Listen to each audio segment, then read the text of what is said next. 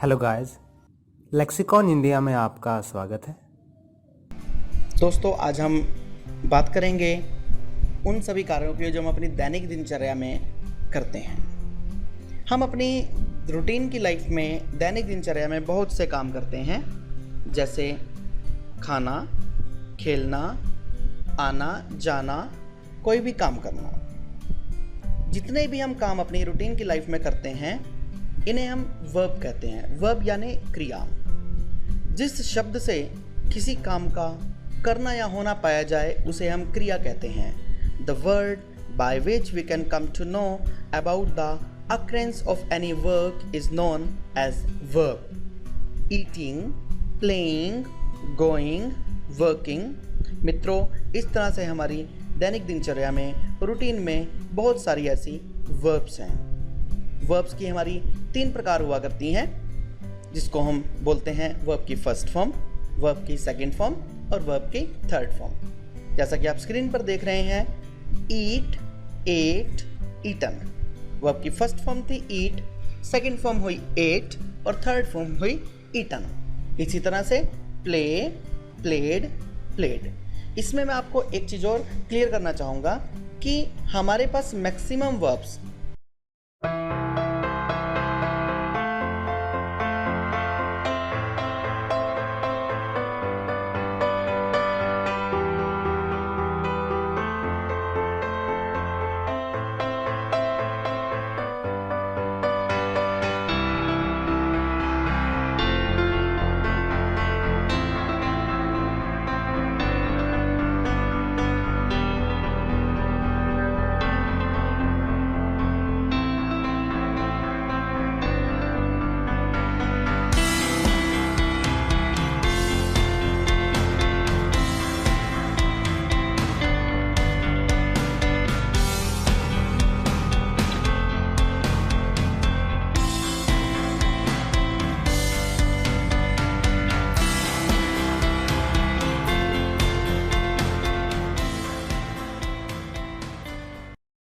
यानी लगभग 70 से लेकर 80% और मे भी शायद इससे भी ज़्यादा वर्ब्स ऐसी हैं जिनके लास्ट में वर्ब की फर्स्ट फॉर्म के साथ ही जस्ट ईडी ऐड कर हम उसकी सेकंड फॉर्म और थर्ड फॉर्म बना सकते हैं। कैसे?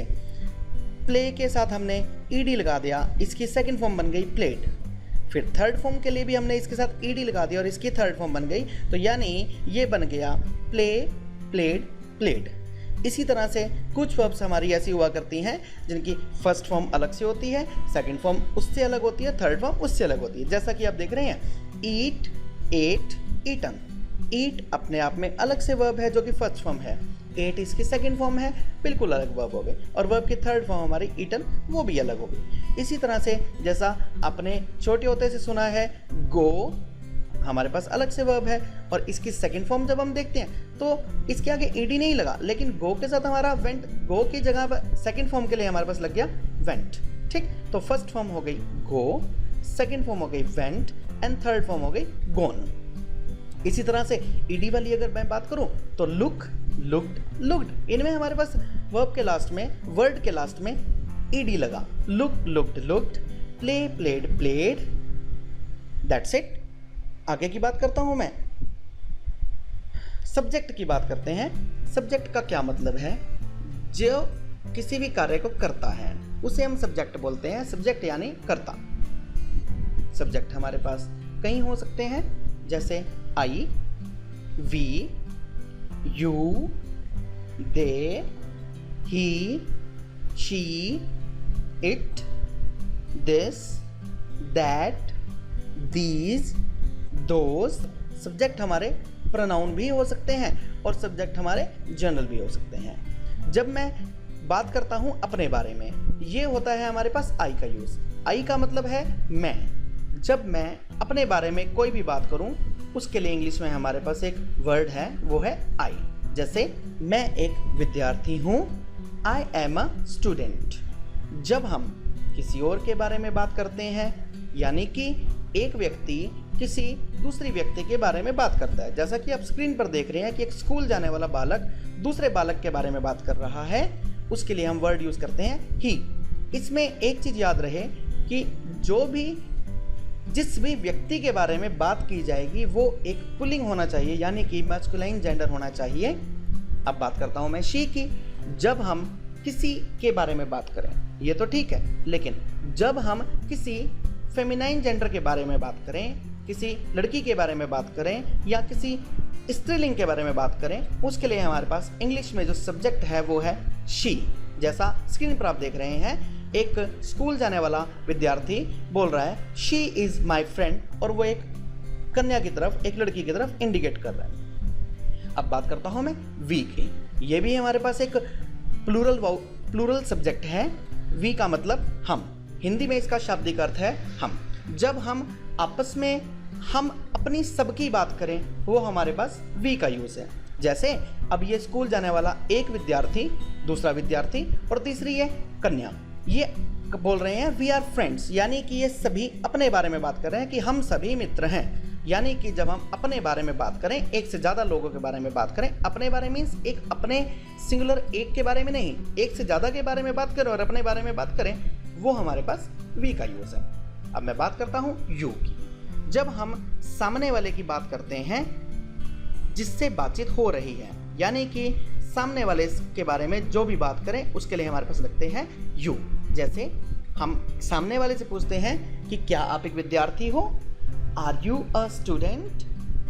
दे, जब हम बहुत सारे लोगों के बारे में बात करते हैं कि एक व्यक्ति खड़ा होकर बहुत सारे लोगों के बारे में बात करता है या एक व्यक्ति बहुत सारे लोगों के बारे में बात करता है, तो उसके लिए हम वर्ड यूज करते हैं दे। दे का हिंदी में शाब्दिक अर्थ है वे। दे आर माई फ्रेंड्स, वे मेरे मित्र हैं। और they are my friends. Next thing, अब हम निर्जीव वस्तु की बात करते हैं। जब हम नजदीक पड़ी हुई किसी एक वस्तु की बात करें, this refers to a thing that is near to you. जब हम नजदीक पड़ी किसी एक वस्तु की बात करें उसके लिए हम दिस का प्रयोग करते हैं। जैसे दिस इज अ बॉल। जब हम नजदीक पड़ी बहुत ज़्यादा वस्तुओं की बात करें, यानी कि एक से ज़्यादा वस्तुओं की बात करें, तो उसके लिए हमारे पास इंग्लिश में वर्ड है दीज। दिस का मतलब हुआ करता है यह, और दीज का मतलब हुआ करता है ये। जब हम दूर पड़ी किसी वस्तु की बात करें, mostly that refers to a thing that is away from us. जो चीज़ हमसे दूर है लेकिन वो एक है, यानी कि जब हम दूर पड़ी हुई किसी एक वस्तु की बात करें तो उसके लिए हमारे पास यूज होगा दैट। दैट का हिंदी में अर्थ है वह। अब बात करता हूं मैं दूर पड़ी हुई या दूर की एक से ज़्यादा वस्तुओं के बारे में। जैसा कि आप स्क्रीन पर देख रहे हैं, विद्यार्थी बोलता है दोज आर बॉल्स, यानी कि जब एक से ज़्यादा बॉल्स हों या एक से ज़्यादा वस्तुएं हों तो उसके लिए हम दोज का प्रयोग करेंगे। और अब मैं बात करता हूं इट की। इट हमारे पास यूज हुआ करता है आमतौर पर नॉन लिविंग थिंग्स के लिए या फिर ऐसी वस्तुओं को जानने के लिए, ऐसी वस्तुओं के बारे में जानकारी जुटाने के लिए जिनके जेंडर की हमें जानकारी ना हो। जेंडर मीन्स कि वो वस्तु स्त्रीलिंग है, पुल्लिंग है या उभयलिंग है, यानी कि वो वस्तु मैस्कुलाइन जेंडर है या फेमिनाइन जेंडर है। ऐसा जैसा आप देख रहे हैं, इट इज़ माई टीवी। विद्यार्थी बोल रहे हैं इट इज़ माई टीवी। एक वस्तु की बात कर रहा है लेकिन टीवी के बारे में हम ये इस निष्कर्ष पर नहीं पहुंच सकते कि ये टीवी जो है वो मैस्कुलाइन जेंडर है या फेमिनाइन है। बात करता हूं मैं इट के लिए एक और एग्जांपल, क्योंकि इट हमेशा नॉन लिविंग थिंग्स के लिए यूज हुआ करता है जैसा कि पहले बताया, या फिर ऐसी वस्तुओं के लिए यूज हुआ करता है जिनके जेंडर की आमतौर पर कोई जानकारी ना हो। विद्यार्थी बोलता है इट इज़ माई डॉग। अब प्रश्न उठता है कि इट का प्रयोग हम जानवरों के लिए करते हैं। यस, इट का प्रयोग हम जानवरों के लिए करते हैं। आपको याद होगा जब आप तीसरी कक्षा में पढ़ते थे, तीसरी कक्षा में आपके पास द काऊ का ऐसे था। द काऊ के ऐसे में द काऊ के जो प्रस्ताव था आपके पास, जो आपने द काऊ का निबंध याद किया, उसमें पहली लाइन क्या थी? This is a cow. This is a cow. Fine. दूसरी लाइन थी it has 2 big eyes, it has 2 big years, it has 4 legs। तो इस तरह से जब भी हम किसी भी जानवर के बारे में बात करते हैं या फिर हम किसी भी प्राणी के बारे में बात करते हैं, किसी भी जीव जंतु के बारे में बात करते हैं, तो वहाँ पर हमारे पास इट का प्रयोग होता है। अब बात करते हैं कि सब्जेक्ट और ऑब्जेक्ट में डिफरेंस क्या है। सब्जेक्ट की सबसे बड़ी क्वालिटी क्या है कि सब्जेक्ट हमेशा और हमेशा वाक्य के शुरू में लगते हैं और ऑब्जेक्ट हमेशा और हमेशा वाक्य के अंत में लगता है। सब्जेक्ट को हम कभी भी वाक्य के अंत में नहीं लगा सकते और इसी प्रकार से ऑब्जेक्ट को हम सामान्यतः वाक्य के आरंभ में नहीं लगाते। I, you, he, she, it, we, you, they, ये सभी हमारे सब्जेक्ट हैं। सब्जेक्ट यानी करता है, जो किसी भी काम को करता है, यानी किसी भी काम को करने का भार जिसके ऊपर होता है उसे हम सब्जेक्ट कहते हैं। जैसे आई, आई का शाब्दिक अर्थ मैं, जैसा कि मैं आपको पहले बता चुका हूँ। आई मीन्स मैं, आई नो राम, मैं राम को जानता हूँ, और इसी का ऑब्जेक्ट है मी। राम नोज मी, मी का शाब्दिक अर्थ है मुझे, राम मुझे जानता है, राम नोज मी। यू का अर्थ है तुम, यू नो राम, तुम राम को जानते हो। यू का ऑब्जेक्ट है यू। कैसे? राम नोज यू, राम तुम्हें जानता है, राम आपको जानता है। ही का अर्थ वह, ही नोज राम, वह राम को जानता है।